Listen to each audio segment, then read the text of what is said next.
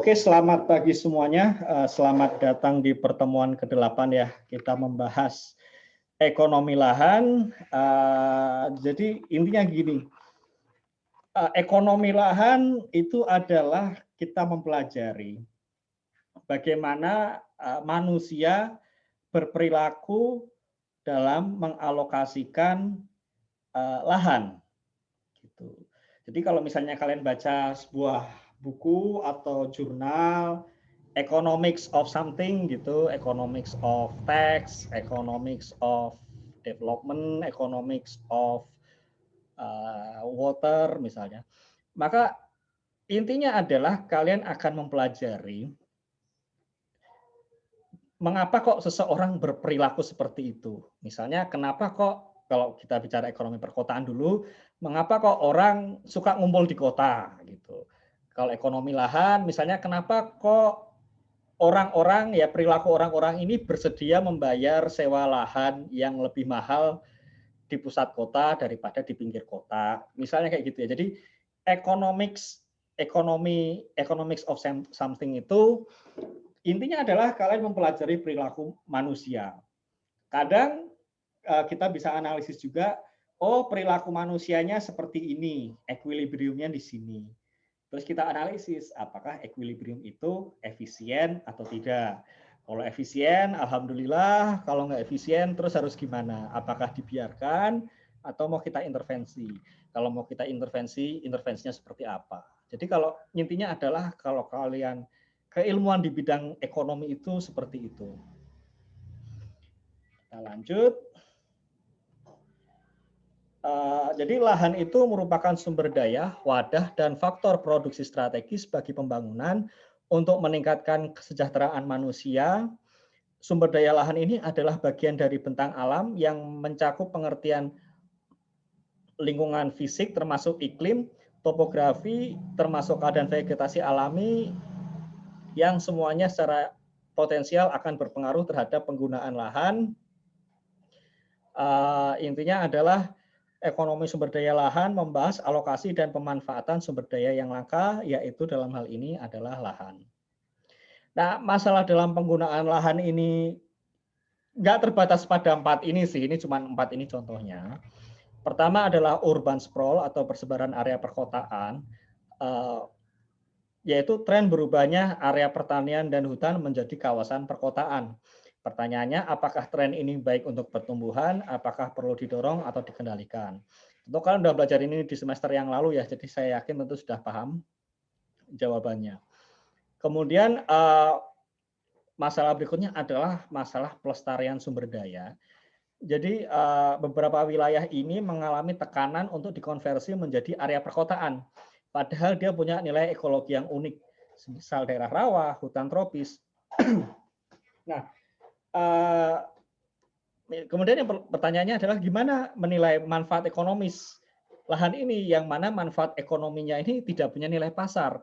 Karena kalau kita bisa menghitung nilai manfaat ekonominya, sekalipun dia nggak ada pasarnya, kalau kita bisa tahu nilai manfaat ekonominya, ini bisa membangun kesadaran masyarakat bahwa oh ini sebaiknya jangan dikonversi deh gitu. Kemudian implikasi dari regulasi penggunaan lahan. Jadi regulasi penggunaan lahan itu diperlukan untuk menjaga pola penggunaan lahan yang dianggap penggunaan lahan tertentu ya, yang dianggap baik untuk masyarakat. Namun manfaat dan biaya yang ditimbulkan oleh regulasi ini sering kali jatuh ke orang yang berbeda. Jadi kadang ada orang yang menerima manfaatnya, tapi yang menanggung biayanya orang lain. Nah, bagaimana tindakan yang efisien namun adil untuk mengatasinya? Jadi misalnya Jakarta ini kan menarik orang dari berbagai penjuru Indonesia dan bahkan sampai luar negeri juga ada yang datang ke Indonesia untuk bekerja dan tinggal di Jakarta. Nah, kalangan-kalangan mampu ini kan kemudian membeli ya namanya kerja di Jakarta ya. Mereka datang ke Jakarta entah dari luar kota ataupun dari luar negeri, datang ke Jakarta, bekerja di Jakarta, tinggal di Jakarta, kemudian membeli hunian di Jakarta karena memang secara finansial mampu. Menjadi masalah adalah di Jakarta ini kan sudah ada orang-orang yang dari dulu tinggal gitu. Dengan ya rumah yang seperti itu, lingkungan yang seperti itu. Nah, orang-orang kelas menengah atas ini yang datang ini kemudian merasa terganggu gitu. oh lingkungan yang ini kumuh nih gitu. Kami kok nggak suka ngelihatnya, apa kok jalannya cuman kecil dan lain-lain. Kok nggak ada jalan tol, macet dan lain-lain. Jalan tolnya mungkin kurang atau gimana. Sehingga akhirnya orang-orang yang sudah lama berdekade-dekade tinggal di area itu kemudian tanda kutip harus relokasi ke daerah lain. Nah, gimana caranya ya supaya ya direlokasi demi supaya orang-orang kelas menengah ini bisa hidup nyaman. Jadi orang yang sudah lama tinggal di tempat tersebut harus pergi supaya orang-orang kelas menengah ini bisa hidup enak dan nyaman seperti di Singapura gitu. Nah, gimana caranya supaya ya orang ini pergi, orang menengah atas ini yang dapat manfaatnya, tapi ya kepergian orang ini kan menimbulkan rasa tidak nyaman, dia harus mencari uang dengan cara baru dan lain-lain. Nah, gimana caranya supaya biaya yang dirasakan oleh orang-orang yang terusir ini supaya bisa terkompensasi oleh orang-orang yang mendapat manfaatnya gitu. Karena kan tentu ya kalau orang ini pegawai, kalau pegawai kayak saya gitu, ya pindah tinggal pindah, besok cari duit saya masih gampang ya, masih sama. Tapi kalau orang-orang ini kan dia punya warungnya di situ, konsumennya juga sudah di situ. Ketika dia harus pindah, dia harus memulai semua dari awal. Nah, ini gimana caranya supaya orang yang menerima manfaatnya adalah juga orang yang sama menanggung dengan biayanya. Dan gimana supaya orang yang menanggung biaya ini bisa mendapatkan kompensasi berupa manfaat yang sepadan. Kemudian juga permasalahan berikutnya adalah regulasi jenis baru. Jadi secara tradisional pemerintah ini mengendalikan penggunaan lahan dengan cara menggunakan kewenangan untuk mengatur ya atau police power. Nah, mungkinkah ada cara-cara baru yang berkembang yang memberikan hasil yang lebih baik ketimbang police power? Ini beberapa contoh masalahnya. Nah, ini adalah kurang lebih bagaimana penggunaan lahan di Jakarta tahun 72. Kita bisa lihat area pemukiman ini masih sangat sedikit, mayoritas area hijau, ada sawah, dan ada open areas. Kalau nggak salah dulu, dan ini Jakarta tahun 2002. Ya, kita bisa lihat pemukimannya seperti ini. Ini kita kembali sedikit dulu ya ke tahun 72 ya. Jadi dulu di Jakarta, itu mungkin di daerah Cilandak atau Jagakarsa ya, itu dulu pernah ada. Jadi di Jakarta itu ada sekolah menengah pertanian. Jadi dulu di Jakarta ada sekolah menengah pertanian. Sekarang saya nggak tahu apakah Jakarta masih punya sekolah menengah pertanian. Nah ini kan ya termasuk juga daerah Kuningan Jakarta itu dulunya adalah penghasil susu sapi untuk Jakarta. Sekarang kalau kalian ke Jakarta mau cari susu sapi di daerah Kuningan, perginya ke Indomaret atau Alfamart gitu ya. Iklan, aduh kok saya jadi iklan. Oke, nggak apa-apa ya, siapa tahu Indomaret, Alfamart mau nyponsorin ya video kita. Oke ya, kita lanjut. Tahun 2002, ini adalah penggunaan lahan DKI Jakarta tahun 2002 ya. Kita bisa lihat ini pemukiman semua ya. Tentu kalau kita merasakan kan, wah kok sedih gitu ya. Dulu hijau asri, sekarang banyak pemukiman padat, kemacetan di mana-mana gitu. Tapi orang kadang lupa gitu. Kemacetan inilah yang mengakibatkan kita bisa mencapai taraf hidup seperti sekarang gitu. Kalau seandainya Jakarta itu tidak macet karena jumlah populasinya menurun, maka penghasilan kita akan sama-sama semua menurun gitu. Kembali seperti tahun 72. Dan ya kalau Jakarta tahun 72 bayangkan gitu, kalau penduduknya sedikit misalnya, apakah mungkin kita punya internet yang kencang misalnya. Internet kencang kan cuma ada di daerah yang pemukiman padat gitu.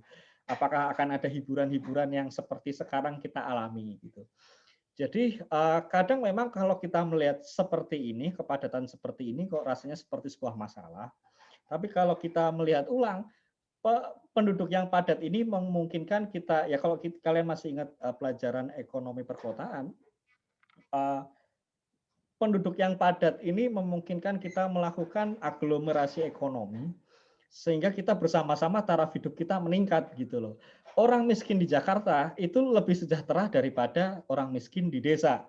Kalau enggak, ngapain orang miskin di desa merantau sampai ke Jakarta? Kan mereka bisa aja segera pulang kembali ke desanya kalau merasa tidak puas. Tapi kan itu tidak terjadi. Ya itu tadi. Jadi ya memang ya seperti ini gitu. Jadi ini bukan melulu hal yang buruk. Saya masih ingat ketika saya di Inggris ada seorang imigran dari mungkin Pakistan, dia bercerita ke saya, biaya hidup di Manchester itu lebih murah daripada di London. London itu jauh lebih mahal daripada di Manchester. Yang jadi masalah adalah cari duit di Manchester itu susah.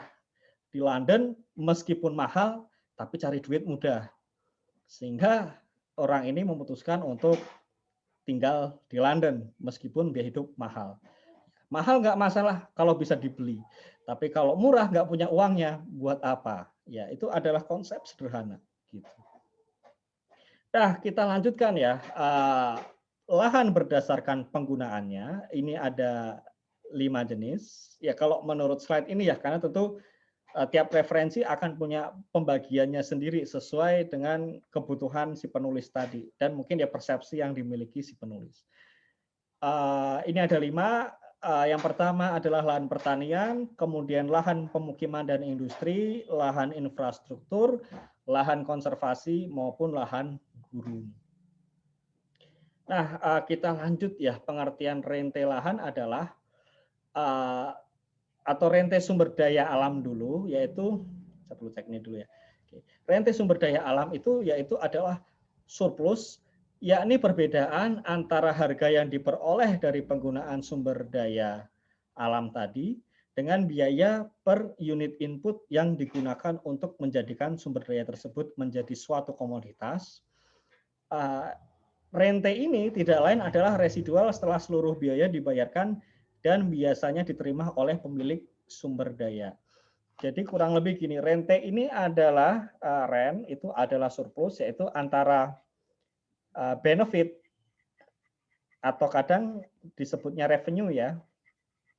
Tergantung kita lagi ngomongin bisnis atau sosial gitu ya. Kalau bisnis revenue, kalau sosial benefit, tapi sebenarnya konsepnya sama lah.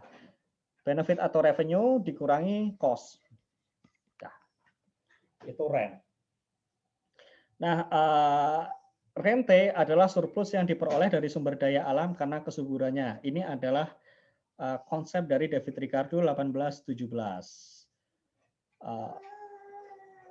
Jadi rente ini atau rent sumber daya alam ini analog dengan benefit, analog dengan keuntungan yang dihasilkan oleh sumber daya alam tertentu, berbeda-beda dengan tingkat hasil dari sumber daya seperti tingkat kesuburan, deposit, keindahan, dan jarak. Kita bahas sedikit deh, kita bahas lebih lanjut ya. Saya pindah ke whiteboard ya. Ini saya pindah ke whiteboard. Kalau di tempat kalian belum whiteboard, kalian bilang aja. Jadi teori land rent ini dikeluarkan oleh David Ricardo tahun 1817. Jadi David Ricardo ini adalah David Ricardo ini adalah seorang ekonom yang revolusioner. Cuman dia itu nggak terkenal Adam Smith. Adam Smith kan orang semua tahu terkenal. David Ricardo nggak terlalu terkenal. Padahal pemikiran David Ricardo ini sangat-sangat terobosan pada masanya ya. Nah, jadi era supaya kita tahu ya konsepnya, kita samakan dengan bahasa David Ricardo. Jadi David Ricardo ini kan hidup di zaman revolusi industri sudah mulai, tapi skalanya belum sebesar sekarang. Ekonomi masih tetap didominasi oleh agriculture. Nah, pada waktu itu jadi di era agriculture itu pada waktu itu sangat jarang terjadi jual beli tanah. Jadi tanah itu diberikan oleh raja kepada bangsawan.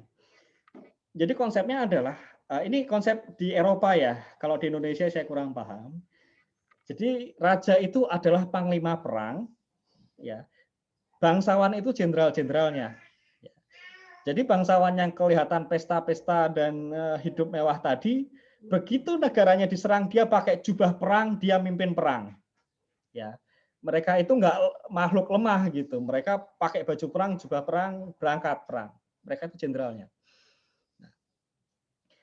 Jadi zaman dulu orang itu kalau dikasih gelar bangsawan itu juga dapat tanah. Jadi misalnya Duke of Cornwall itu ya dia adalah penguasa area Cornwall. Nih atas jasamu area Cornwall saya berikan kepadamu, gunakan. Duke of Sussex ya berarti kawasan Sussex itu uh, jadi milikmu gitu. Gitu. Nah, beda kalau sekarang kan gelar bangsawan ya cuman kasih gelar tapi nggak ada kompensasi apapun gitu ya, cuma nama doang gitu. Tapi kalau zaman itu tanah itu nggak diperjualbelikan tapi diberikan raja kepada seorang bangsawan. Kalau bangsawannya wan prestasi melawan atau gimana bisa ditarik. Ya. Jadi tanah itu pada era itu adalah harga yang paling berharga gitu. Meskipun ya mungkin penulis lagu Keluarga Cemara mungkin akan marah pada saya, sorry gitu. Tapi harta adalah tanah adalah harta yang paling berharga pada masa itu. Nah, orang-orang waktu itu kalau mau tinggal, mau cari duit dengan bertani, mereka itu menyewa lahan dari si bangsawan. Jadi mereka itu nggak bayar pajak sebenarnya, tapi bayar sewa ke pemilik lahan. Dan rakyat itu nggak tertekan. Jadi misalnya, oh di daerah Diuk sini dia sewa lahannya mahal banget nih. Ya sudah deh, saya pindah ke area sana. Diuk yang sana sewa lahannya lebih murah. Nah, jadi rakyat itu bukan oh karena saya warga sini saya harus di sini saya harus nurut sama bangsawan saya, enggak juga. Kamu kalau mau pindah-pindah aja gitu, cari yang lebih murah. Nah, misalnya tentu kan dikasih tanah nggak mungkin dong si bangsawan macul sendiri daerah Cornwall gitu. Dari lahir sampai mati juga nggak akan selesai dia paculin semua tanahnya. Maka kan tanahnya akan dia sewakan. Nah, tanah ini kemudian misalnya dibagi dalam bentuk parsel-parsel lahan ya. Kesuburan lahannya kan berbeda-beda. Ada parsel lahan yang kalau dikelola dapatnya 1.000, ada yang cuma 300, ada yang 800 gitu. Ada yang 400, ada yang 600 gitu. 100 dan seterusnya ya. Nah, tentu kan sewanya akan berbeda-beda.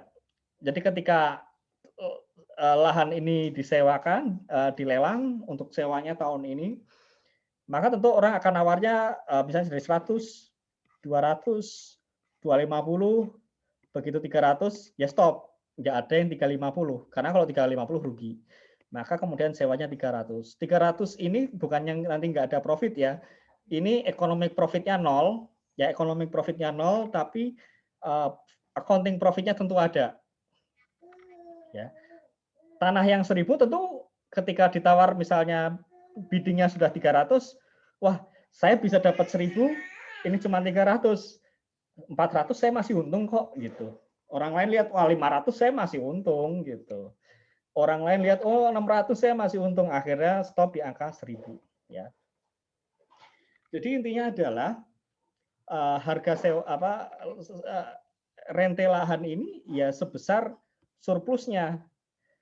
Makin dia subur, sewa lahan akan semakin mahal gitu. Begitupun juga misalnya jarak ya. Jadi jarak misalnya. Misalnya Anda jalan. Jalan ini ramai sekali orang lalu lalang. Ya. Orang lalu lalang ramai, kemudian orang buka ruko. Karena lalu lalang ramai, pembelinya ramai, maka tentu sewa lahannya akan ramai. Ya. Ketika jalan itu manusia yang lalu lalang sepi, yang lebih sering lalu lalang adalah sapi dan mungkin beberapa makhluk halus gitu. Makhluk halus kan nggak bisa belanja dong, ya mungkin bisa belanja tapi kan nggak punya mata uang gitu, nggak punya uang, jadi percuma. Sapi pun sama, dia ya bisa lewat tapi nggak bisa ngasih uang. Yang bisa ngasih uang kan secara teknis dan logika adalah manusia. Ya, maka kan keuntungannya rendah. Maka di daerah yang seperti ini sewanya pun akan rendah. Jadi tanah yang makin subur, makin banyak memberikan keuntungan, maka sewa lahannya atau rente lahan tersebut akan semakin mahal. Semakin kecil keuntungan yang diperoleh dari sebuah lahan, maka rente lahannya juga akan semakin kecil. Ya, itu konsepnya seperti itu. Ya, jadi intinya rente berbeda-beda sesuai dengan tingkat hasil dari sumber daya, dipengaruhi oleh tingkat kesuburan, deposit, keindahan, dan jarak. Nah, nilai ekonomi lahan. Lahan memiliki nilai ekonomi dan nilai pasar yang berbeda-beda. Yang pertama adalah Ricardian rent. Jadi nilai lahan yang berkaitan dengan sifat dan kualitas tanah ya, kesuburan tanah tadi misalnya, atau mungkin deposit sumber daya alamnya. Jadi siapa tahu deposit mineralnya seperti apa. Ada juga locational rent sehubungan dengan sifat lokasi relatif dari lahan. Jadi misalnya lokasi ini lebih dekat ke kota, lokasi ini lebih dekat ke kampus, lokasi ini lebih ramai orang lalu lalang misalnya. Dan environment rent sifat tanah sebagai komponen utama dari sebuah ekosistem. Nah, menurut Barlow, nilai ekonomi lahan ini dapat dibedakan menjadi dua. Ya. Pertama, sewa lahan atau kontrak rent ya. Jadi land rent ini kan sebenarnya sewa lahan artinya ya. Land rent ini kan sewa lahan. Nah, kalau menurut Barlow, land rent ini bisa dibedakan menjadi dua. Land rent sebagai kontrak rent ya. Kontrak rent ini adalah pembayaran dari penyewa kepada pemilik, di mana pemilik melakukan kontrak sewa dalam jangka waktu tertentu, ya ibaratnya kontrak sewanya, atau land rent ini sebagai economic rent, ya keuntungan usaha, yang merupakan surplus pendapatan di atas biaya produksi. Ya sebenarnya rent ini adalah revenue dikurangi cost, itu atau jadi intinya adalah land rent ini adalah economic rent, yaitu surplus pendapatan di atas biaya produksi yang memungkinkan faktor produksi lahan dapat dimanfaatkan dalam proses produksi. Jadi asumsikan misalnya ada sebuah toko yang sama, ruko yang sama, menjual kue yang sama, atau menjual barang yang persis sama. Yang satu bukanya di Jakarta Selatan, yang satu bukanya di Ngawi misalnya. Satu di Jakarta Selatan, satu di Ngawi. Tokonya, rukonya ukurannya persis sama, bentuknya persis sama, barangnya persis sama. Keuntungannya bisa berbeda jauh. Karena pertama di Jakarta Selatan tingkat ekonomi masyarakatnya tentu berbeda jauh dengan masyarakat Ngawi. Dan yang kedua, sudah kemampuan ekonominya berbeda, perputaran uangnya berbeda, jumlah penduduknya juga berbeda. Nah, sehingga meskipun tokonya sama, pengelolanya sama, semuanya persis sama, kalau beda lokasi kan beda profit. Nah, inilah konsep kenapa profit ini bisa menjadi profit ini ada. Gedenya profit toko Jaksel ini ya lebih karena faktor dia di Jaksel. Ini yang nggak bisa diganti oleh, nggak bisa ditiru oleh Ngawi tadi. Maka itulah sebabnya atas keuntungan ini kita anggap sebagai economic rent atau land rent dari petak tanah tadi. Nah, ini konsepnya seperti ini. Ya. Nah, faktor-faktor yang mempengaruhi rente lahan, menurut Mubiarto ya, faktor yang mempengaruhi land rent adalah pertama perbedaan kesuburan tanah, perbedaan jarak dari pasar, perbedaan biaya produksi, dan perbedaan lahan terbatas sehubungan dengan kondisi lingkungan lahan tersebut. Hotel Kempinski yang di depan Bundaran HI itu tadinya kan namanya Hotel Indonesia ya, milik kalau nggak salah miliknya mungkin Garuda Indonesia, bisa jadi ya. Kayaknya miliknya Garuda Indonesia. Garuda Indonesia kayaknya ya punya anak perusahaan namanya Hotel Indonesia. Gara-gara krisis moneter, Hotel Indonesia ini dijual untuk membayar hutang. Tentu sepetak tanah di depan persis Bundaran HI tadi, begitu kita jual, ya dia tidak akan ada lagi. Ya sudah hilang gitu, sudah gitu. Nah, itulah. Nah, inilah keterbatasan lahan.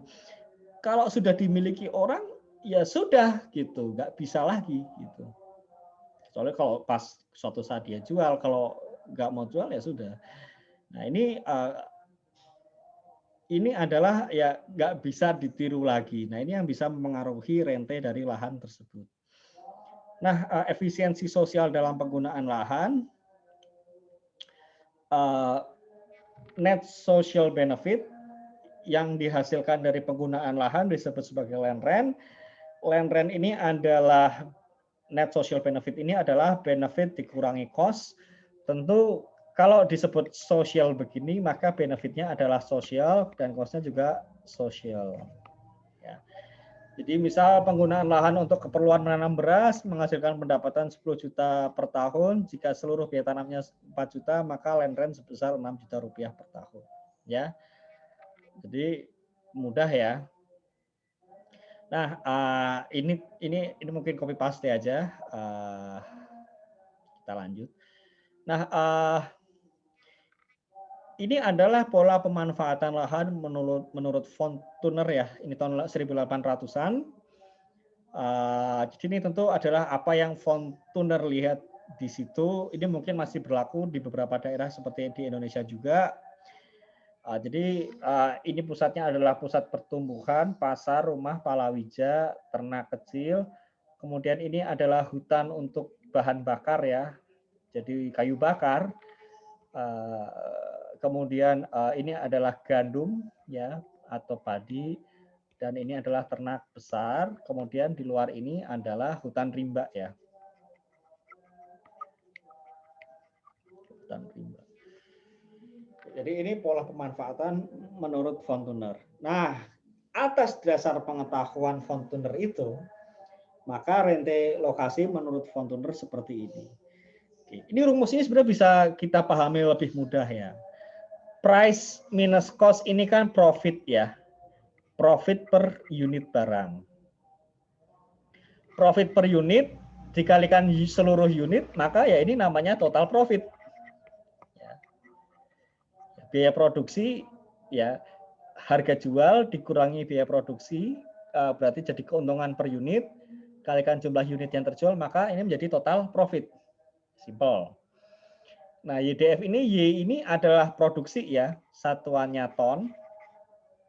D ini distance ya, jarak ya, satuannya kilometer. F ini freight atau ongkos angkut, ongkos kirim. Rupiah per kilometer, ini harusnya per ton. Ya. Ini nih kayak kalian kalau ngirim barang pakai paket, ditimbang beratnya, oh beratnya sekian ton, sekian kilo. Mau dikirim kemana? Oh mau dikirim ke sana. Kan kota ini kan mereka sudah punya perhitungan. Oh kalau kota ini jaraknya berapa? Kalikan ongkos kirim. Ya, maka YDF ini sebenarnya adalah ongkir, gitu loh. Ya, ini sebenarnya ongkir. Kilonya berapa? Tujuannya kemana? Oh, ongkirnya sekian. Tentu kalau zaman sekarang kan kita sudah, oh kalau kota ini ongkirnya sekian, kota itu ongkirnya sekian, nggak ngitung kilometer lagi. Tapi kan aslinya kan, oh kota ini ke sini jaraknya sekian kilometer, gitu. Kalikan itu tarifnya begitu. Ya. Jadi ini adalah total profit dikurangi ongkir, itulah relokasi menurut von Thuner. Jadi maksud von Thuner ini adalah misalnya kita pindah ke whiteboard ya. Ini sawah kalian di sini. pasarnya di sini. Ya. Pasarnya di sini. Ya. Ke sini kan pakai ongkir dong. Ya kan begitu. Nah, misalnya di sini ada juga sawah. Lebih dekat kan? Ongkirnya kan lebih murah, ya. Maka tentu ongkir yang lebih murah ini, ya, kalau disewakan sewanya akan lebih mahal daripada yang jauh. Karena yang jauh kan masih plus ongkir. Ongkir yang besar ya, misalnya plus ongkirnya 10.000 gitu. Kalau sini plus ongkirnya cuma 5.000. Tapi ya berarti ngirit 5.000 dong. Nah, maka ngirit 5.000 tadi, ngirit yang 5.000 tadi ini akan dinikmati oleh pemilik lahan. Sewa lahan di sini akan lebih mahal 5.000 dibandingkan yang di sini. Itu konsepnya kayak gitu. Ya. Dengan asumsi tentu kesuburannya sama. Oke. Kita lanjut ya, land rent schedule ya. Jadi tomat land rentnya seperti ini. Kalau lahan ini kalau ditanami padi seperti ini, kalau ditanami kelapa seperti ini. Ya. Oke. Maka kemudian skema land rentnya akan menjadi seperti ini nih. Ini, dan begini nih. Nah, nanti skema land rentnya dia akan seperti ini. Ya. Di mana dari sini dia tomat, ya. Dari sini dia padi, ya, sorry. Oke, ini adalah jatahnya padi, sini adalah jatahnya kelapa, ya. Nah, kalau harga padi naik, apa yang akan terjadi? Nah, kalau harga padi naik, misalnya dia bergeser ke sini nih. Padi tadi kan sini ya, bergeser ke sini sekarang dia. Ya, naik ke atas begini. Ya. Maka skema land rentnya kemudian akan berubah. Ya. Kalau padinya ini bergeser ke sini, ya, maka skema land rentnya akan menjadi seperti ini. Dari sini, sini, dan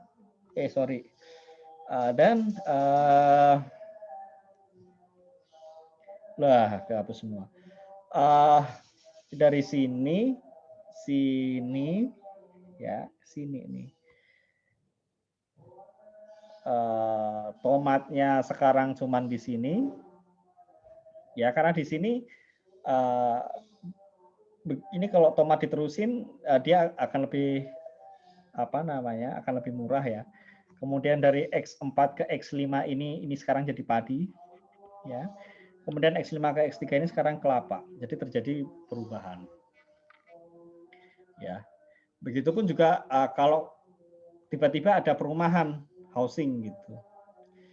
Kalau kita masukkan rumah di sini ya, maka rumahnya di sini. Kemudian ini tomat, ya. Aduh, kepencet. Ini housing, ini tomat, ini padi, dan ini kelapa.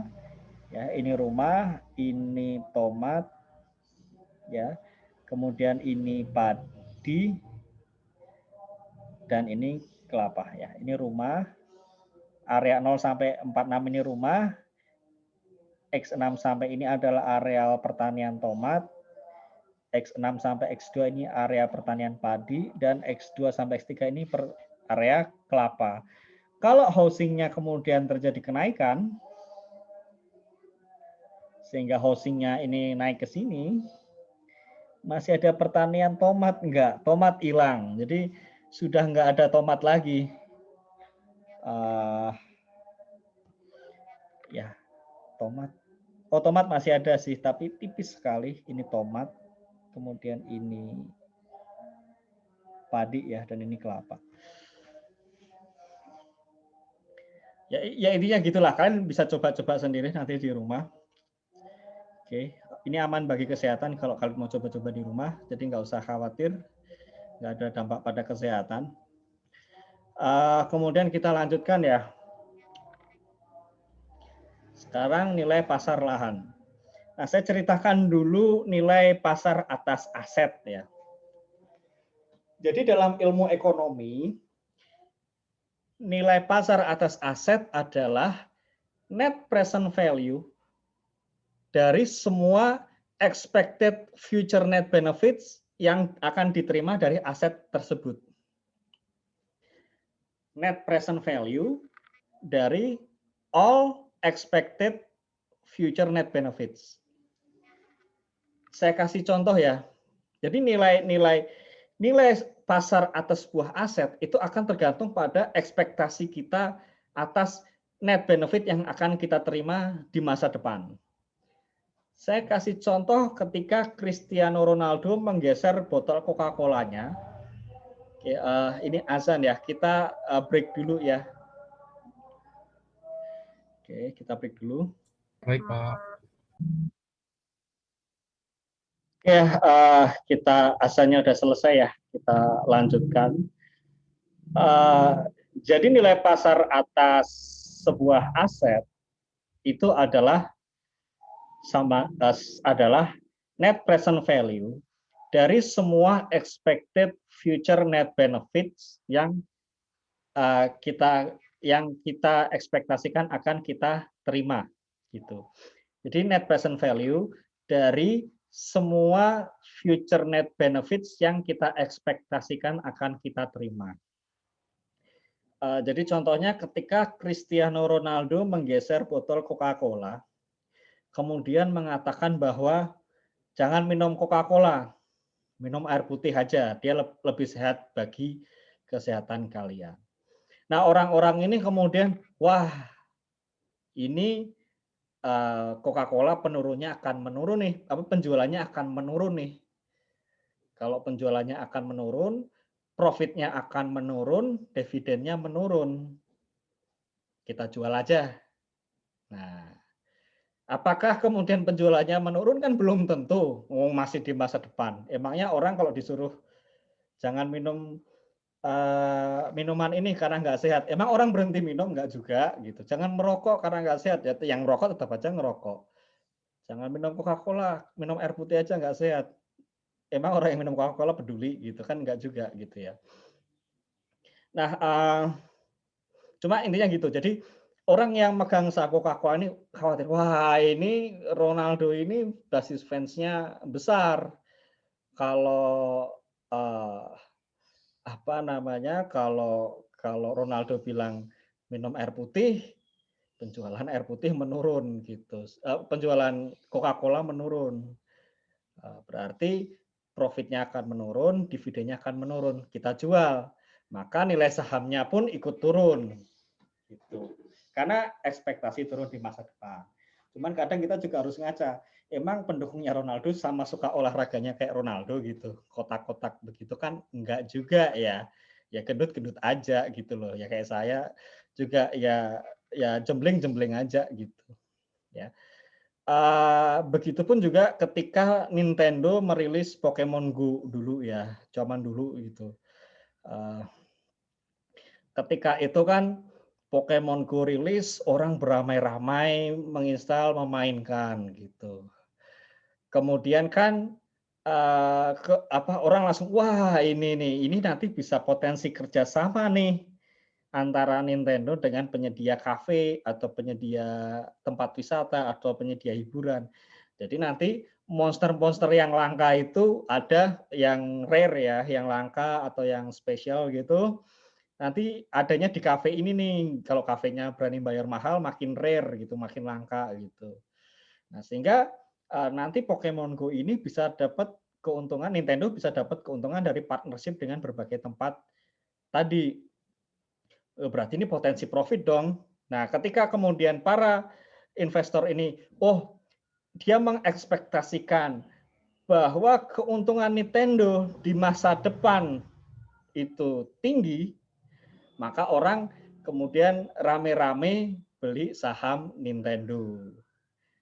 Gitu. Jadi keuntungannya belum, tapi sudah ada ekspektasinya, maka harga juga sudah langsung naik menyesuaikan.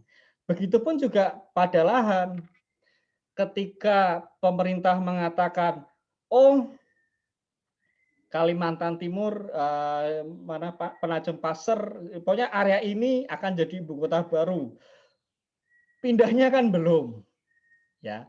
Pindahnya kan suatu saat di masa depan. Apakah jadi pindah atau enggaknya kita nggak tahu ya. Uh, saya nggak ngecek ke sana sih. Mungkin nanti kapan-kapan atau mungkin nanti setelah kelas bisa kalian coba cek Google Maps. Siapa tahu citra satelitnya kalian tahu di mana sudah mulai dibangun atau belum gitu ya. Cuman kan pindahnya kan belum.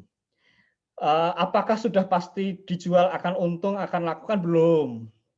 Tapi kan sudah ada ekspektasi. Begitu sudah ada ekspektasi, harga lahan di sana langsung mahal. Misalnya ada sebuah tanah di mungkin Sukabumi gitu ya. Terus ada petak tanahnya gitu. PK Instan akan pindah ke area sini gitu.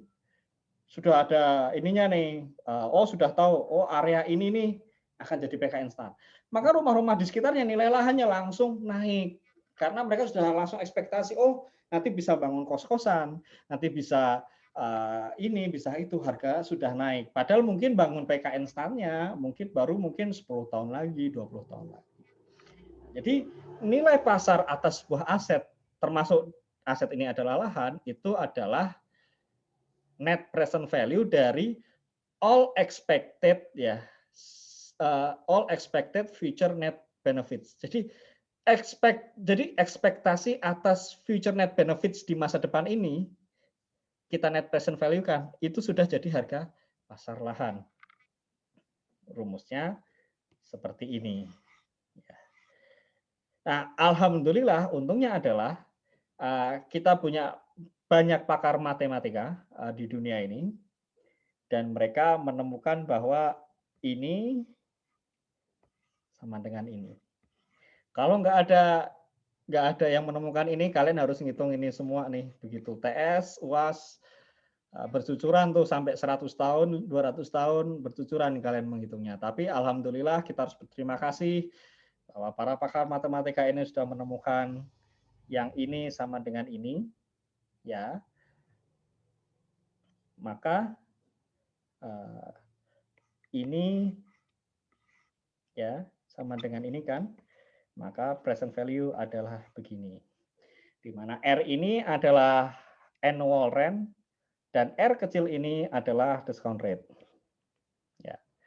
Nah, cuman ini harus diperhatikan nih. Rumusnya konsepnya seperti ini. Cuma buku referensinya kan dari Berryfield ya.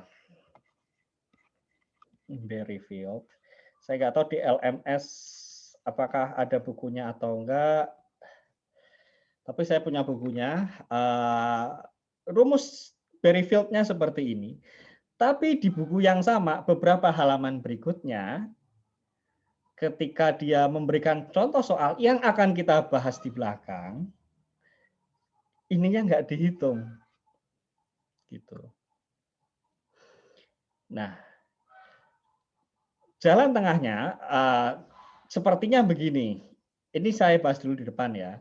Sepertinya Berryfield ini mungkin mengasumsikan bahwa rent ini baru akan diterima tahun depan. Karena kalau rent ini baru diterima di tahun depan, maka R yang ini kan sama dengan 0. Ya, sehingga cukup ini saja. Maka kita sepakati nanti kalau soal nilai pasar lahan keluar di soal ujian, maka rumusnya adalah yang ini. Ya. Kecuali kalau di soalnya menyebutkan nilai sewa diterima di muka. Nah, kalau diterima di muka maka plus R. Tapi kalau nggak ada keterangan apapun, kita sepakati untuk menghindari kebingungan, kita sepakati yang ini ya. Kita asumsikan bahwa rentnya baru akan diterima tahun depan. Karena di soal yang nanti kita bahas, itu kalimat itu saya yang nambahin supaya kalian nggak bingung. Itu ya.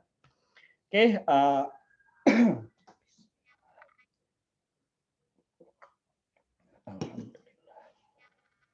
Nah, distorsi nilai pasar lahan. Jadi gini, pada kenyataannya market value dari lahan itu tidak selalu mencerminkan nilai efisien dari land rent. Ada minimal 3 hal yang mengakibatkan distorsi tersebut. Yang pertama, adanya pajak properti.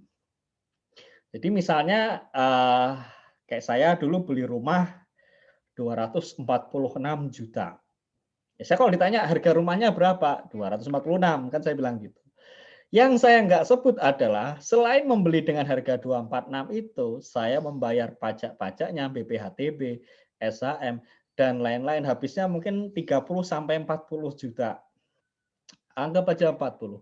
Bahkan seharusnya saya mengatakan, oh harga tanahnya, harga properti saya sebenarnya 286, bukan 246. Yang cash flow keluar dari saya ya 286 gitu. Cuma di kepala saya 246 gitu. Ya. Dan apakah 246 yang saya bayarkan ke pengembang ini diterima pengembang semuanya? Belum tentu. Mungkin ada PPh-nya. Saya nggak tahu, OPPN mungkin saya nanggung ya. Mungkin ada PPh-nya dan lain-lain begitu. PPh ini mungkin PPh itu gitu. Ada PPh badan, ada PPh si pegawainya sendiri. Jadi badannya sudah dikenain pajak, pegawainya kenain pajak. Sehingga uang 246 yang saya bayarkan ke pengembang tidak benar-benar diterima pengembang. Sehingga ketika saya menyebut angka 246 itu adalah mindset saya, itu adalah harga di level konsumen. Harga underground-nya produsen mungkin bisa ya tentu lebih rendah dari itu gitu. Nah, inilah yang mengakibatkan market value dari lahan tadi tidak selalu mencerminkan nilai efisien dari land rent. Yang kedua adalah adanya eksternalitas. Jadi eksternalitas ini seringkali tidak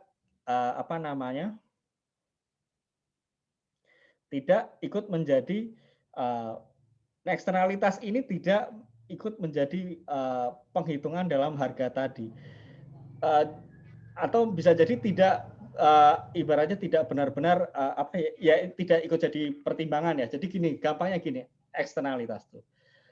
Ada villa di puncak terjual dengan harga sekian. Kenapa dia terjual dengan harga sekian? Karena pemandangannya indah, sawahnya, kebun tehnya, gitu. Itu yang membuat harganya mahal. Seandainya kemudian, seandainya kemudian sawah tadi, kebun teh tadi dikonversi jadi rumah gitu, sehingga jadi kayak perkampungan penduduk begitu yang sudah nggak hijau lagi, harga villa tadi tentu akan jatuh, ya kan? Nah, tentu ketika jual beli tadi orang kan cuma beli villanya. Harga villa tadi kan harga villa tadi orang beli villanya, cuman karena villanya indah, harganya mungkin bisa jadi lebih mahal karena villanya indah. Tapi orang yang punya kebun teh tadi, yang punya sawah tadi kan tidak merasakan manfaatnya.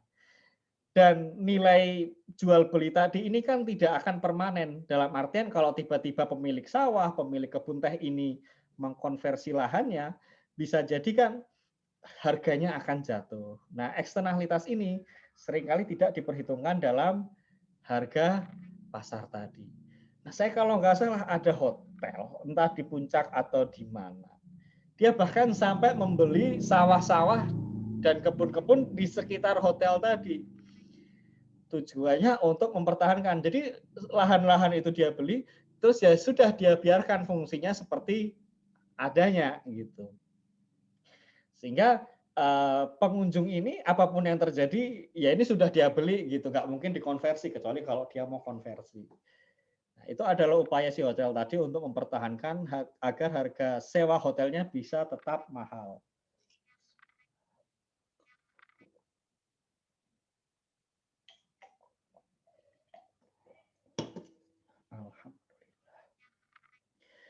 Berikutnya, ada kesulitan dalam memprediksi net benefit di masa depan.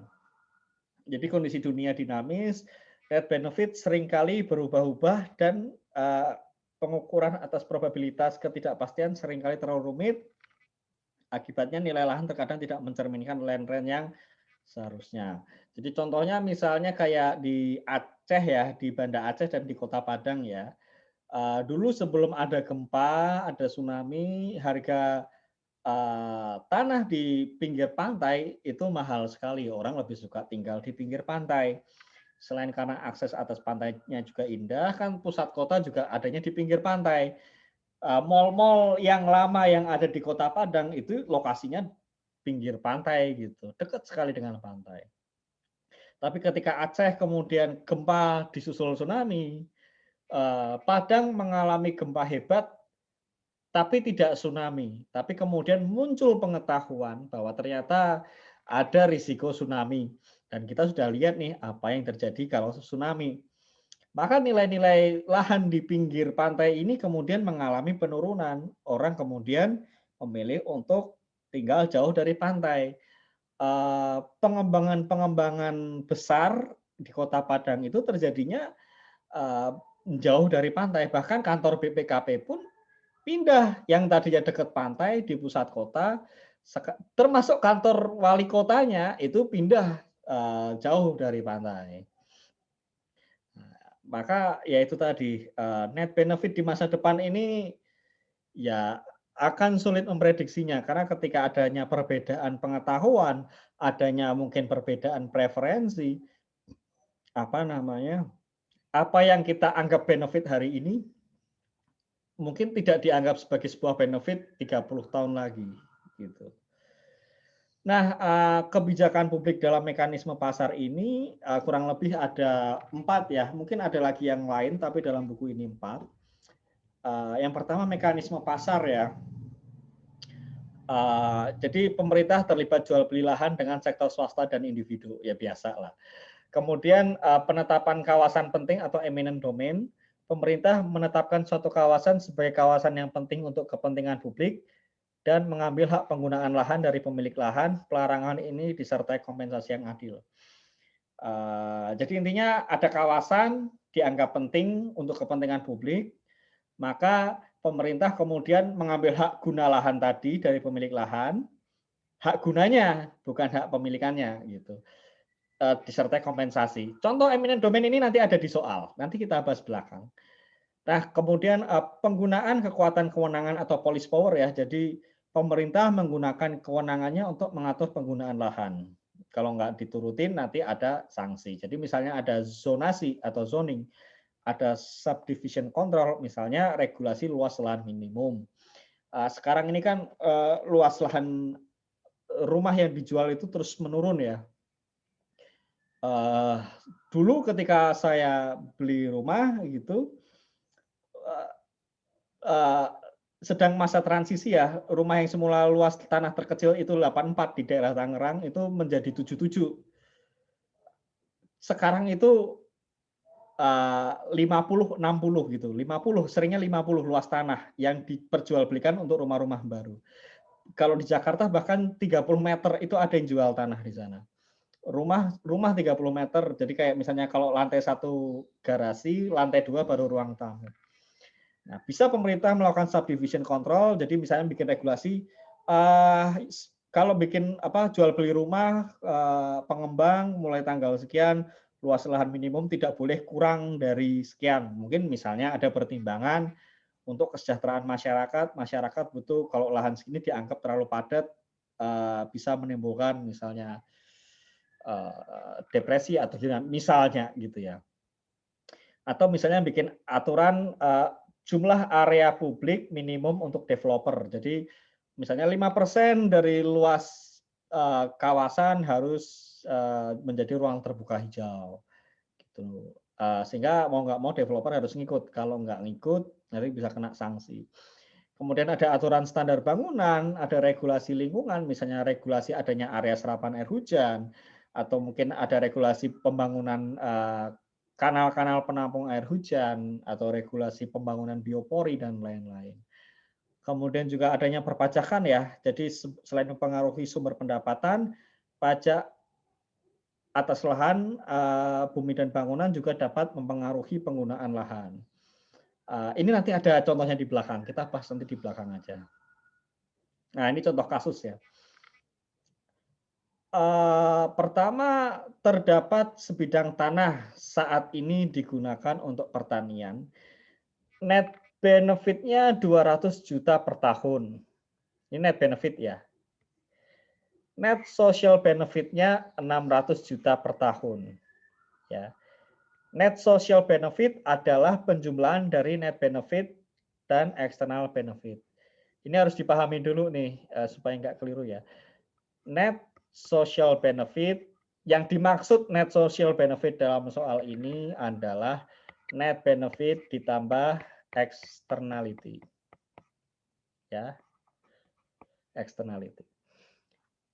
Nah, dengan perkembangan kawasan perkotaan, kalau lahan itu dikonversi jadi pemukiman, net benefit-nya 400 juta dengan net social benefit 400 juta juga. Nah, diasumsikan net benefit baru akan diterima tahun depan. Ini kalimat saya sendiri yang nambahin supaya ini matching dengan jawaban soalnya. Kalau nggak ada kan nggak matching gitu. Ya. Diskon rate sebesar 5% per tahun. Ya. Nah, pertanyaan pertama, berapakah nilai pasar atas lahan? Nilai pasar atas lahan kan kita punya dua alternatif ya, agriculture 200 juta per tahun, housing 400 juta per tahun.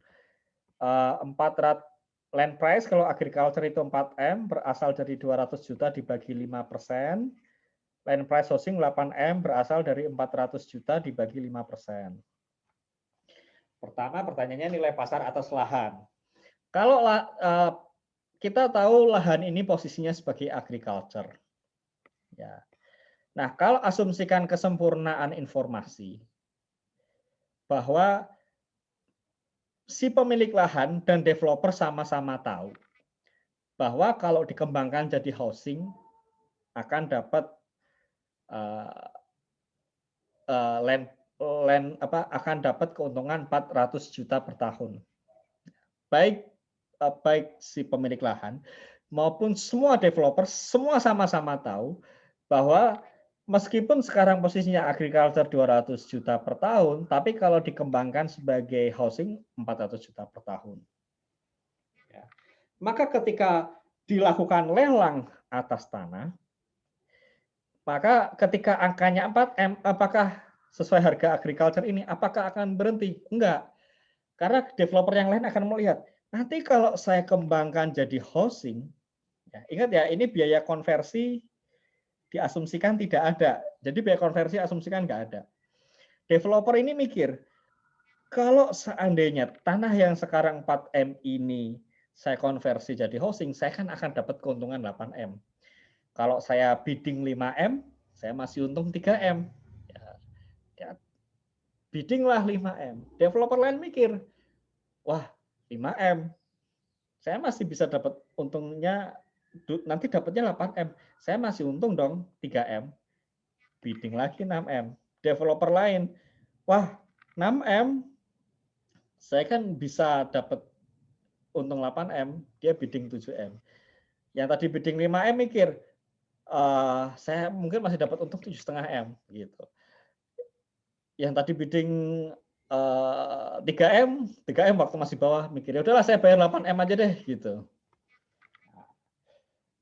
Maka nilai pasar atas lahan adalah 8 miliar rupiah. Karena 8 miliar rupiah ini adalah nilai maksimum yang pembeli bersedia bayar. Meskipun kondisinya sekarang agriculture, tapi bisa memperoleh future benefit-nya adalah 8M gitu ya. Future price-nya adalah 8M. Semua orang tahu itu, akhirnya sekarang jadi harga 8M. ya. Gitu. Maka nilai pasar atas lahan adalah 8M. Ini jangan sampai keliru waktu ujian. Yang kedua, bandingkan antara net benefit jika digunakan sebagai area pertanian dan jika digunakan sebagai area pemukiman. Apa yang akan dilakukan oleh pemilik lahan? Pemilik lahan melihat, oh kalau dia agriculture rentnya 200 juta per tahun.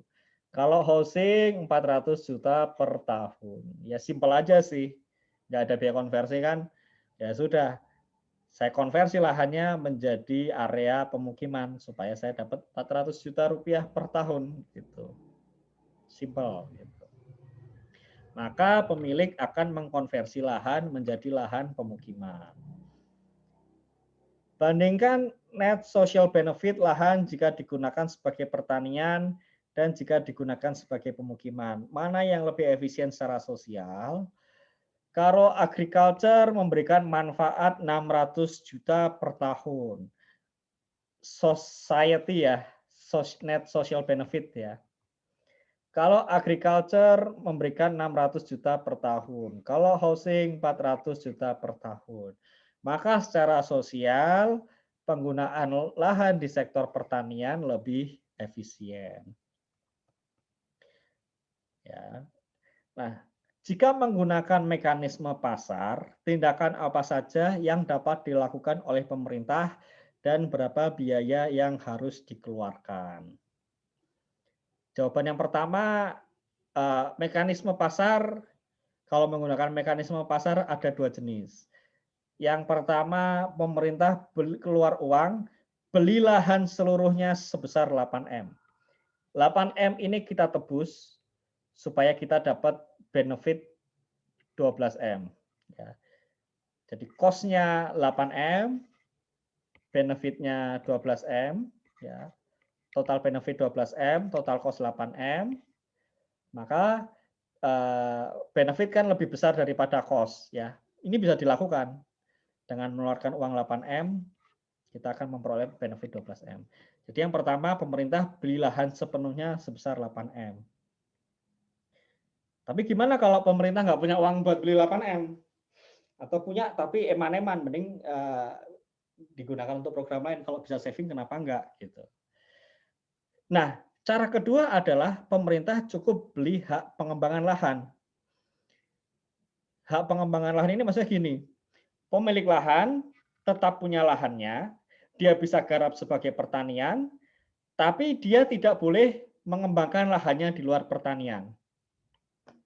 Jadi konsepnya gini, ini ya pemilik lahan, ini tak kasih uang, PPN uangnya, tanah ini juga PPN, ambil-ambil aja ini tanah ini, pakai-pakai aja. Tapi kamu nggak boleh lagi mengembangkan lahanmu untuk keperluan lain. Kamu cuma bisa pakai untuk apa namanya? Kamu cuma bisa pakai untuk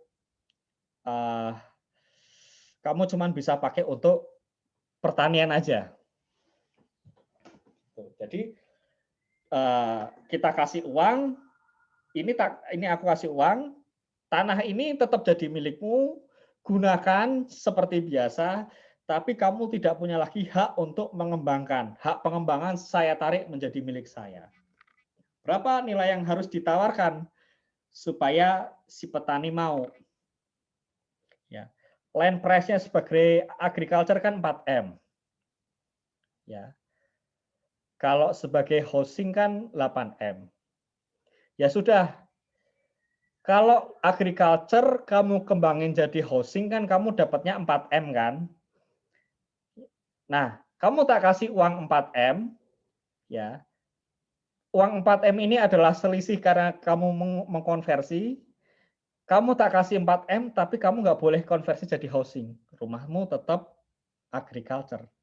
Ya. Jadi,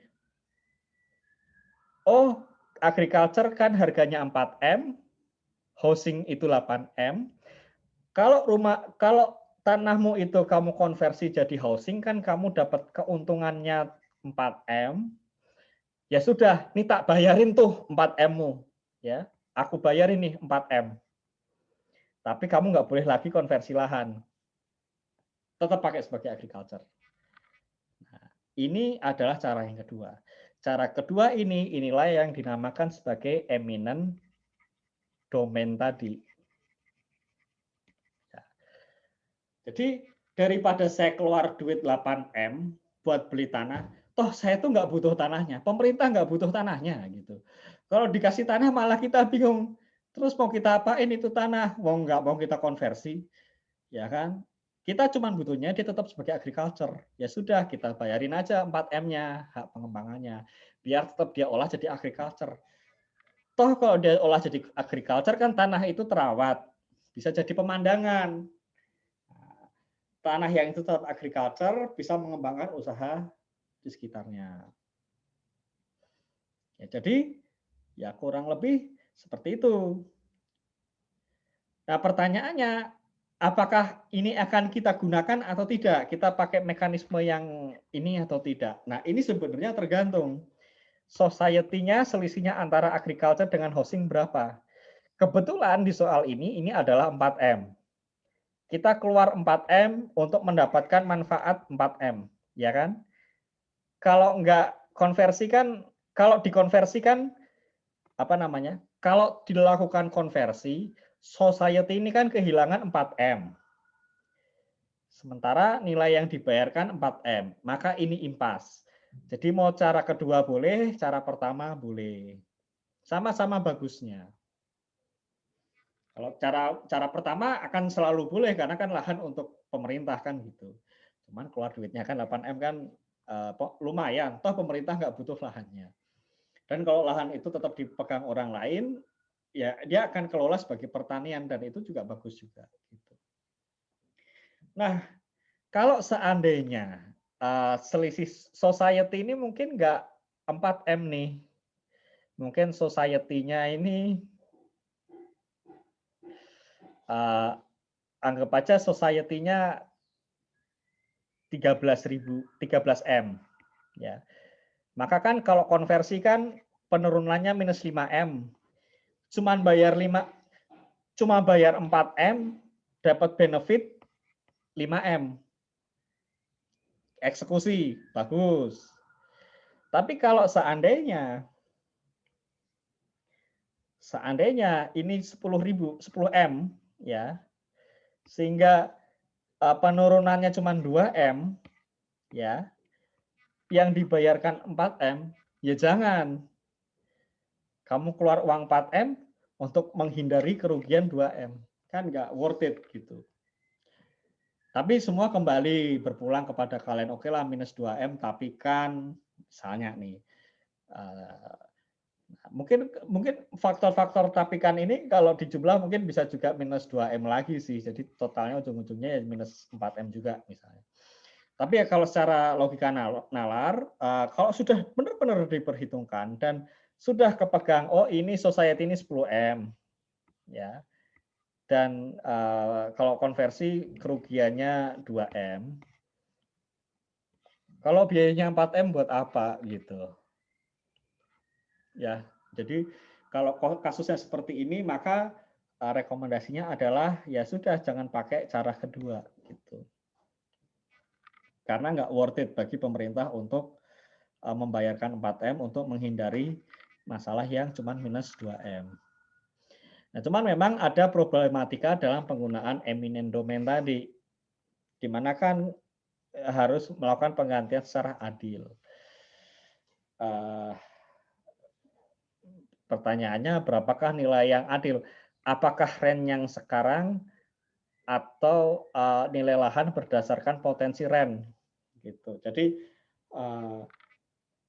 kalau berdasarkan land use yang sekarang kan harusnya nilainya sekian, masa saya gantinya kok pakai nilai yang masih potensi. Nah, ini kadang kan bisa ya persepsi orang kan bisa beda-beda. Ada yang ya kan kita harus fair dong gitu. Ya sekarang land use-mu begini kok kesanggupanmu begini, rentnya yang ngitung sekarang gitu.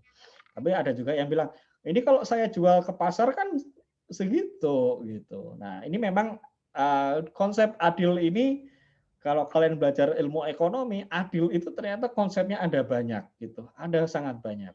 Cuman nggak perlu saya jelaskan karena itu akan sangat panjang ya.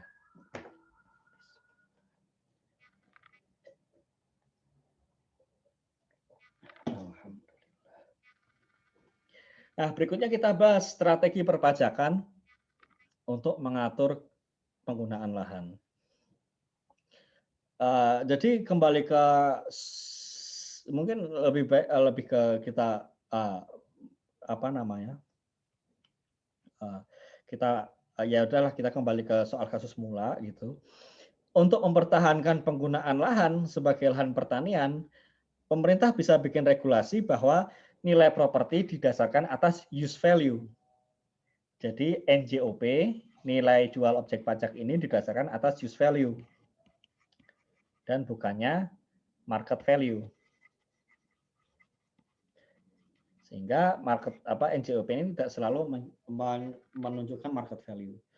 Tujuannya adalah agar pajak properti sebagai lahan pertanian lebih murah daripada properti sebagai tujuannya adalah gini. Lahan pertanian kan keuntungannya lebih rendah. Kalau para petani ini kemudian NJOP-nya ikut market value, ya pemukiman kan ya keuntungannya besar, kemampuan finansial besar. Kalau petani kan kecil. Kalau para petani ini kemudian dipaksa NJOP-nya ikut market, maka kan pajak bumi dan bangunannya, PBB-nya kan akan sangat mahal. Maka para petani ini akhirnya akhirnya angkat tangan. Waduh, saya kalau dikenain PBB segitu ya nggak sanggup saya. Ya gimana? Untung bertani cuma segini, kalau disuruh bayar PBB-nya segitu, saya nggak sanggup. Ya sudah deh, lahan saya jual aja ke pengembang, karena mereka yang bisa nawarin uang lebih banyak. Saya jual, saya udah ganti pekerjaan lain, atau mungkin saya pindah ke buka sawah di daerah lain. Nah, kalau kita NJOP-nya berdasar use value, maka tentu pertanian akan bisa lebih murah karena kan pakai use value. Kalau use value, keuntungan pertanian kecil, keuntungan dari petani kecil, maka PBB-nya kecil. Sehingga petani ya nggak masalah sih, gitu. Kita tetap stay aja gitu. Toh pajaknya cuma segini. Namun memang dia punya kelemahan. Kalau keuntungan dari pemukiman ini sangat besar, kebijakan ini tidak akan efektif menahan konversi lahan. Jadi kalau misalnya keuntungan dan godaan uang dari para pengembang ini begitu besar, ya iman para petani ini kan akan goyah. Wah, iya ya. Kalau saya jual aja ya sudahlah gitu. Ini keuntungannya gede ini gitu. Pengembang juga ya elah gitu. Saya dapat ekstra profit 200 juta. Pajaknya cuma naik 20 juta. Ya, saya masih profit 180 dong gitu. Bayar deh, bayar. Nah, maka strategi perpajakan ini bisa jadi tidak akan efektif menahan konversi lahan dalam jangka panjang. Nah, kita lanjut ya. Ekonomi urban sprawling ya, atau penyebaran area perkotaan. Jadi dengan semakin tingginya produktivitas yang dihasilkan dari perkotaan, rent yang dihasilkan, perkotaan makin besar, tapi tentu makin jauh dari pusat kota, rent sebagai area perkotaan akan semakin kecil. Nah, area pertanian akan terdesak sampai titik tertentu di mana rent pertanian setara dengan rent perkotaan. Jadi ini adalah rent perkotaan, atau kita bikin grafik baru aja ya.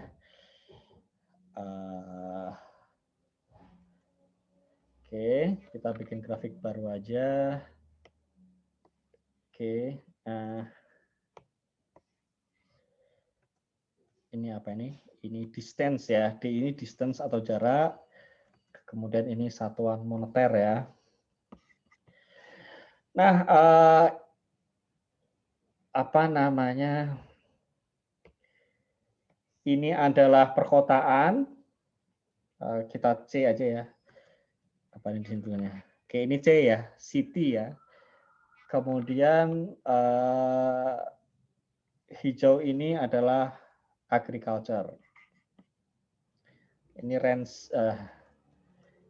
RAN agriculture, ini RAN city. Maka batasnya di sini karena daerah sini RAN dari perkotaan lebih tinggi, maka area sini adalah daerah kota dan area dari sini RAN dari agriculture akan lebih tinggi sehingga sini menjadi agriculture sepanjang luas area ini. Nah, kalau seandainya city ini kemudian naik, ada kemajuan dalam hal perkotaan, sehingga dia bergeser ke sana,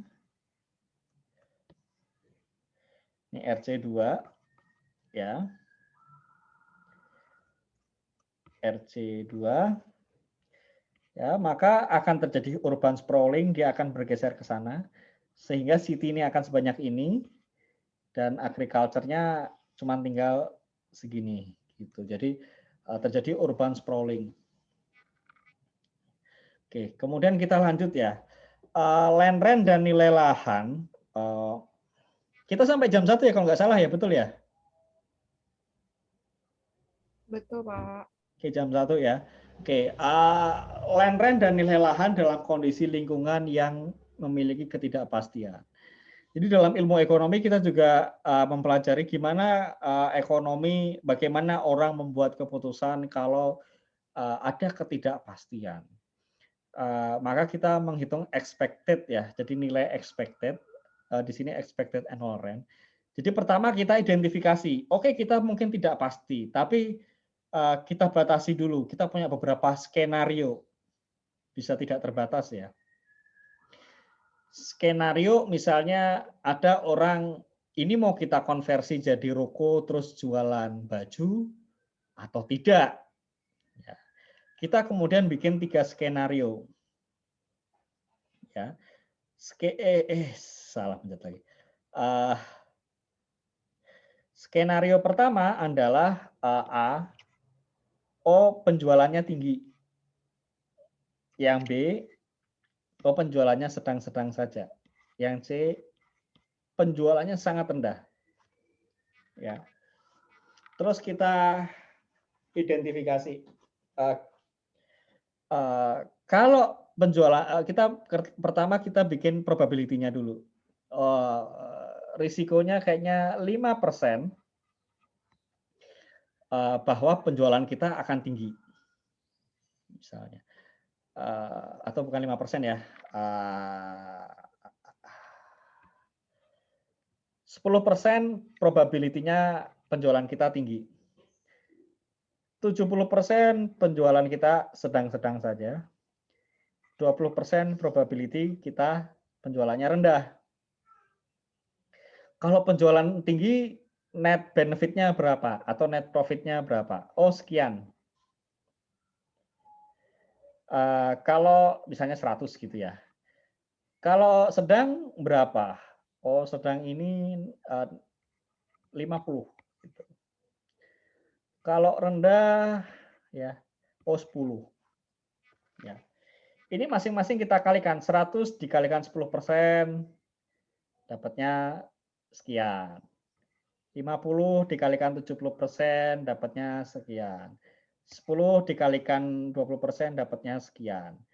Sudah dijumlahkan semuanya, kemudian jumlah ini kita jumlahkan lagi. Maka kita peroleh expected annual rent dari lahan tadi. Oh ya, patut diingat, probability itu kalau dijumlahkan harus persis 100% ya. Probability itu harus 100% atau 1. Nggak boleh beda dari itu. Nggak boleh kurang, nggak boleh lebih. Harus persis 100%. Jadi kalau kalian ngerjakan soal UTS, nggak 100%, ada 2 kemungkinan.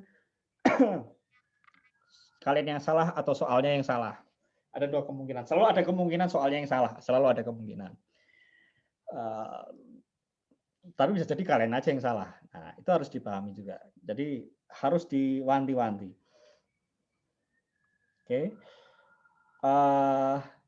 Nah, ketika ada ketidakpastian, ya, kan ada orang yang bisa menerima ketidakpastian, ada orang yang sangat tidak suka dengan ketidakpastian.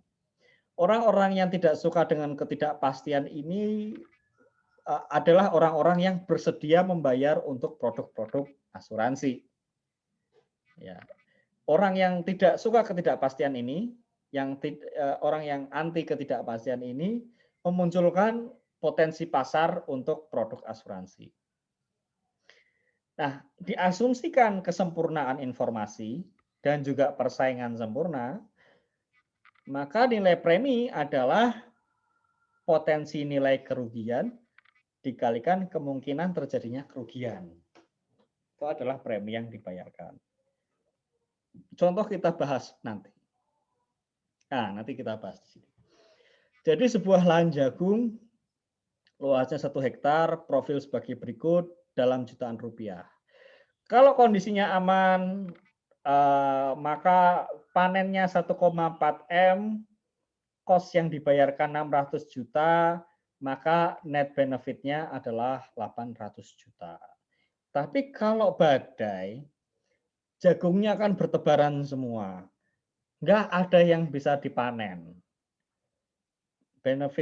Benefitnya 0 atau revenue-nya 0. Tapi kan 600 juta biaya tanam ini kan harus kita bayar dong. Ya kan? Jagung itu tertanam kan keluar biaya gitu. Sama-sama 600 juta juga. Ya. Jadi kalau badai ya uang 600 juta ini tetap aja keluar. Tapi kemudian karena benefitnya 0, maka net benefit atau net profitnya adalah minus 600 juta. Probability aman 90%. Probability badai 10%, diskon rate 5%, asumsikan net benefit baru diterima tahun depan. Pertanyaan pertama, berapakah nilai lahan? Ya. Nilai lahan, ya ini kan 800 kalikan probability 90%. Ya. Minus 600 dikalikan 10%. Ya. 800 dikalikan 0,9 minus 600 0,1 ini plus tapi kemudian di sini minus ya. Sehingga ini 720 dikurangi 60, expected annual rent adalah 660. Land value-nya 660 ini dibagi 5%, ya, diskon rate-nya tadi 5%. Ya. Land value-nya 13.200. Jadi nilai lahan sebesar 13,2 miliar rupiah. Pertanyaan kedua,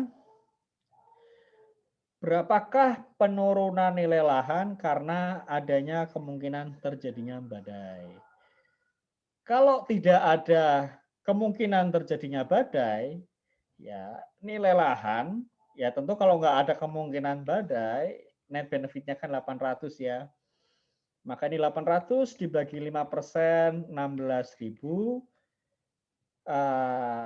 Penurunan nilai lahan berarti land value tanpa kemungkinan dikurangi land value dengan kemungkinan, 16M dikurangi 13,2M, 2,8M. Jadi gara-gara adanya potensi badai mengakibatkan penurunan nilai lahan sebesar 2,8 M. Ini juga berlaku seperti yang di Padang dan Aceh tadi. Gara-gara orang memahami, oh ternyata kalau tinggal di area pantai ini ada risiko tsunami, maka terjadi penurunan nilai lahan. Kalau seandainya waktu itu tsunami belum terjadi dan orang juga tidak sadar adanya potensi tsunami, ya harganya mahal. Termasuk di desa mana itu kan kalau nggak salah, saya lupa BMKG atau mana kan menganalisis, oh daerah ini kemungkinan jadi patahan. Nah yang jadi repot kan rumah-rumah yang ada patahan yang diprediksi jadi patahan kan, sama BMKG atau apa gitu dikasih pancang-pancang rumah area ini risiko ini, warga protes karena kalau orang tahu bahwa rumah ini berisiko, harga rumahnya jatuh. Jadi hal-hal seperti ini gitu. Ya. Pertanyaan berikutnya, berapakah premi asuransi maksimum yang bersedia dibayar oleh pemilik lahan? Nah, premi ini adalah potensi kerugian dikalikan probability terjadinya kerugian. Nah, ini yang harus dipahami. Kerugiannya bukan minus 600 ya, bukan ya. Kerugiannya adalah kalian yang harusnya terima uang apa? Kerugiannya adalah kalian yang kerugiannya adalah kalian yang seharusnya di akhir tahun menerima profit 800 juta, mendadak ruginya minus 600, rugi 600. Harusnya untung 800, jadi rugi 600. Ya, kalau bikin grafik, ya ini 0, harusnya kalian untung 800, tapi kalian ruginya 600. Ya, malah jadi rugi 600. Ya. Maka kerugiannya adalah 1.400. Ya. Harusnya saya dapat profit 800, kalau kok malah jadi rugi minus 600.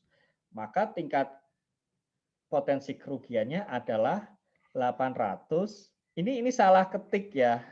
800 minus 600.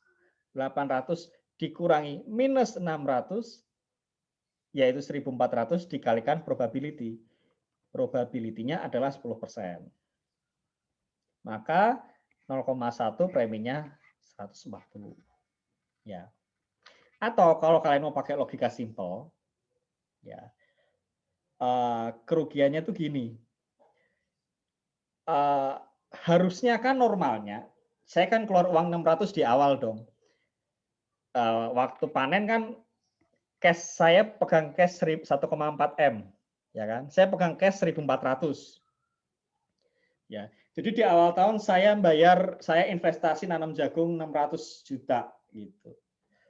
Akhir tahun di bulan Desember saya jualin, kan saya pegang uang cash 1.400. Gara-gara badai, uang 1.400 itu kan terbang karena jagungnya bertebangan. Sehingga saya harusnya pegang uang cash 1.400, tiba-tiba pegang cash 0. Ya, maka kerugiannya kalau kalian melihat dari sudut pandang cash to cash gitu, maka kelihatan kerugiannya juga sama 1.400. Ya, itu kalau kalian pakai logika sederhana. Ya. Di sama 1.400 dikalikan probability terjadinya kerugian yaitu 10%, maka premi diperoleh 140 juta. Jadi premi maksimum yang bersedia dibayar oleh pemilik lahan sebesar 140 juta rupiah per tahun. Ya.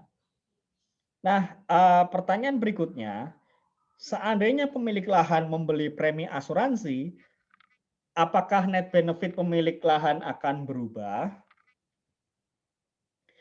Nah, cost ini kan biaya produksi plus premi asuransi. Biaya produksi 600, premi 140, cost-nya 740 juta. Mau badai, mau nggak badai, premi asuransi harus dibayar, maka jumlah cost yang dibayar pemilik lahan semua sama 740, 740. Nah, bedanya adalah kalau aman, ya kalian cuma keluar uang 740, tapi nggak dapat apa-apa dari asuransi. Ya, benefit 100 tetap sama 1.400, cost-nya 740, net benefit 660. Nah, bedanya adalah kalau badai, benefit dari asuransi masuk, cover nih 1.400, cost-nya 740, net benefit 660. Nah, nilai 660 ini ya, jadi sekarang kan mau badai nggak badai, semua sama 660 dong terimanya. Nilai 660 ini sama dengan ini di sini. Sama dengan 660 di sini gitu. Ya. Di sini 660 sama. Nah, maka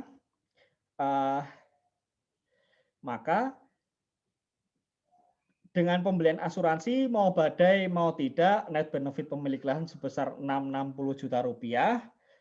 660 juta rupiah ini sama dengan expected annual rent seandainya pemilik lahan tidak membeli asuransi. Jadi, premi asuransi tidak mengubah net benefit pemilik lahan. Premi asuransi hanya memindahkan kondisi ketidakpastian dari pemilik lahan ke perusahaan asuransi. Jadi premi ini hanya memindahkan ketidakpastiannya saja. Tapi net benefit-nya sama, tetap sama. Mau beli asuransi, mau tidak. Ya. Nah, seandainya pemerintah menawarkan program asuransi bersubsidi nasional, ya, menawarkan program asuransi senilai 35 juta per tahun. Jadi pemerintah bilang, gini deh, saya kasih program asuransi nasional, kalian cukup bayar 35 juta, tapi coverage-nya sama seperti kalau kalian beli di swasta. Kami subsidi soalnya. Nah, apakah akan terjadi perubahan nilai lahan? Ya. Nah, dengan adanya subsidi pemerintah, ya, coverage-nya kan sama. Nilai pasar asuransinya kan seharusnya 140 juta. Cuman sekarang cukup ditebus 35 juta. Biaya produksi kalian kan masih 600, cuman premi asuransi turun jadi 35, sehingga cost-nya menjadi 635. Ya. Badai atau tidak, coverage-nya tetap 1.400. Maka net benefit sekarang menjadi 765. 765 dibagi 5%, 15.300. Jadi, dengan adanya program subsidi asuransi, nilai lahan yang tadinya seharga 13,2 miliar, kini naik menjadi 15,3 miliar rupiah. Ini berarti subsidi asuransi meningkatkan nilai lahan sebesar 2,1 miliar rupiah. Oke, gitu aja kuliahnya. Oke, saya tahu ini sudah lewat 5 menit ya. Tapi kalau kalian masih mau bertanya, silakan. Mungkin 2 atau 3 pertanyaan silakan kalau masih ada yang mau ditanyakan.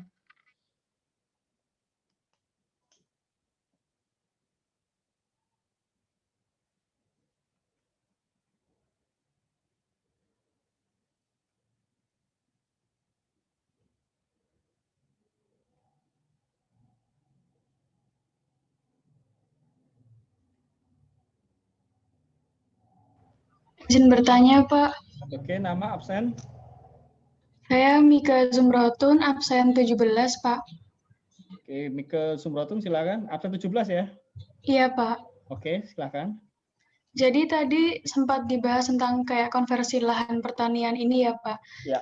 Nah, mungkin memang seiring berjalannya waktu ini jumlah penduduk makin meningkat, terus kemampuan sumber daya alam ini bersifat tetap. Ini pasti memicu persaingan untuk gimana caranya memenangkan lahan ya, Pak. Ya. Nah, ini mungkin masih erat kaitannya dengan di slide PPT yang faktor yang disampaikan oleh Mubiarto tahun 1980-an itu, Pak. Oke. Yang ingin saya tanyakan untuk faktor-faktor yang beliau sampaikan ini, apakah masih relevan hingga sekarang, Pak? Karena mengingat jarak itu sekarang juga menjadi patokan nilai, jadi bukan hanya dari pasarnya saja, jadi kayak transportasinya, aksesibilitasnya, kayak gitu, Pak. Oke. Oke, terima kasih ya Mika ya atas pertanyaannya. Kalau saya pribadi, saya masih sepakat dengan Mubiarto, tentu tapi dengan modifikasi. Tentu nggak harus pasar, tapi juga misalnya dari tempat kerja gitu, atau dari tempat kuliah. Jadi sentral ekonomi kan kalau zaman dulu mungkin pasar ya, tapi kan sekarang bukan hanya pasar, sentral ekonomi juga bisa perkantoran, bisa juga pabrik, bisa juga sekolah, ya, atau kampus ya, mungkin kampus ya. Mungkin sekarang sekolah juga gara-gara ada zonasi, bukan tidak mungkin rumah-rumah di sekitar sekolah-sekolah favorit bisa jadi apa namanya, bisa jadi akan sangat laku untuk disewa sebagai kontrakan supaya untuk pindah kakak gitu. Itu bukan masalah yang hanya ada di Indonesia sebenarnya, di negara maju pun sama. Ini saya stop share dulu ya. Stop share. Kok stop share? Stop recording, sorry. Stop recording.